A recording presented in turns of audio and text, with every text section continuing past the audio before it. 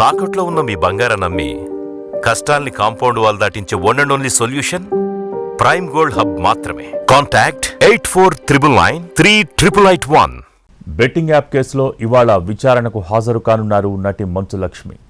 ఉదయం 11 గంటలకు వ్యక్తిగతంగా హాజరు ఈడీ నోటీసులు పంపింది.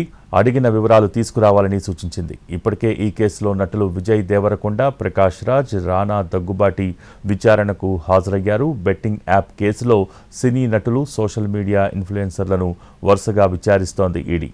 అక్రమ మార్గంలో అనధికారికంగా వచ్చిన డబ్బు ఎంత తీసుకున్నారు, ప్రమోషన్తో ఎంత లాభం చేకూరింది అన్న దానిపై ప్రశ్నిస్తోంది. ఈడీ అధికారులు మనీ లాండరింగ్ జరిగిందన్న కోణంలో దర్యాప్తుని కొనసాగిస్తున్నారు.